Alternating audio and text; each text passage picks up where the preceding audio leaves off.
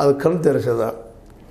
ಪ್ರಧಾನಿ ನರೇಂದ್ರ ಮೋದಿ ಮತ್ತು ಗೃಹ ಸಚಿವ ಅಮಿತ್ ಶಾ ಏನಾದರೂ ಎಚ್ಚೆತ್ತುಕೊಂಡು ಸಾಂವಿಧಾನಿಕ ಸಂಸ್ಥೆಗಳಿಗೆ ಇರಬೇಕಾಗಿರುವ ಸ್ವಾಯತ್ತತೆಯನ್ನು ಕೊಟ್ಟು ತಮ್ಮ ಪಾಪ ತೊಳೆದುಕೊಳ್ಳಲಿ, ಏನಾದರೂ ತಮ್ಮ ತಪ್ಪುಗಳನ್ನು ಬಿಟ್ಟು ಅವ್ರು ದುರುಪಯೋಗ ಮಾಡ್ಬೋದು ಬಿಡಲಿ ಅಂತ ಹೇಳ್ತಾ ಇದ್ದಾರೆ.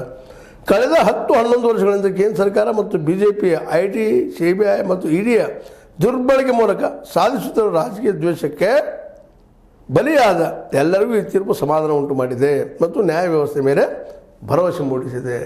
ಹೌದು, ಭರವಸೆ ಮೂಡಿಸಿದೆ ಇಲ್ಲಂತಲ್ಲ, ಆದರೆ ತಮ್ಮ ಪರವಾಗಿ ಬಂದದ್ದು ಮಾತು ಹೇಳುವಂಥದ್ದಲ್ಲ. ಆದರೆ ಅದೇ ಕಾಲಕ್ಕೆ ನೀವು ಯಾಕೆ ಮರಳಿ ಕೊಟ್ಟಿರಿ ಅದನ್ನು, ಭೂಮಿಯನ್ನು ಅನ್ನೋದು ಸಹ ಉತ್ತರ ಕೊಡಬೇಕಾಗ್ಯದ. ಯಾಕೆಂದರೆ ನಿಮ್ದು ಅಲ್ಲ ಅದು ಮೊದಲ ಗೊತ್ತಿದ್ದಾಗ ಇಲ್ಲಪ್ಪ ನಮ್ಮ ಸಂಬಂಧ ಮೊದಲು ಹೇಳಬೇಕಾಗಿತ್ತು. ಇದು ಸಮಸ್ಯೆ ಉಳ್ಳೋದು, ನೋಡೋಣ ಮುಂದೇನು ಆಗ್ತದೆ. ಅದೇನೂ ಇರಲಿ, ಈ ಸಹಜದ ಗೆದ್ದಾಗ ಅದ್ರ ಪರ ಮಾತಾಡೋದು, ಸೋತಾಗ ವಿರೋಧದ್ದು ಏನೋ ಒಂದಿಷ್ಟು ಮಾತಾಡೋದು, ಮತ್ತು ಮುಂದಿನ ಕೊಡಿ ಹೋಗ್ತಾರೆ ಅನ್ನುವಂಥದ್ದು ಇವು ಸಾಮಾನ್ಯವಾಗಿ ಎಲ್ಲ ಕಡೆ ಎಲ್ಲ ರಾಜಕಾರಣಿಗಳು ಅದನ್ನೇ ಮಾಡ್ತಾ ಬಂದಿದ್ದಾರೆ. ಆದರೆ ಇಂಥ ಘಟನೆಗಳಾಗದಂಗೆ ಹೋಗ್ಬೇಕಾಗಿದ್ದು, ನಡೆಸ್ಕೊಂಡು ಹೋಗ್ಬೇಕಾಗಿದ್ದು, ನಿಜವಾದ ತನಿಖೆ ಮಾಡಬೇಕಾಗಿದ್ದು ED CBIಗಳ ಕರ್ತವ್ಯ. ಅದೇ ಕಾಲಕ್ಕೆ ಲೋಕಾಯುಕ್ತದ ಕರ್ತವ್ಯನೂ ಹೌದು.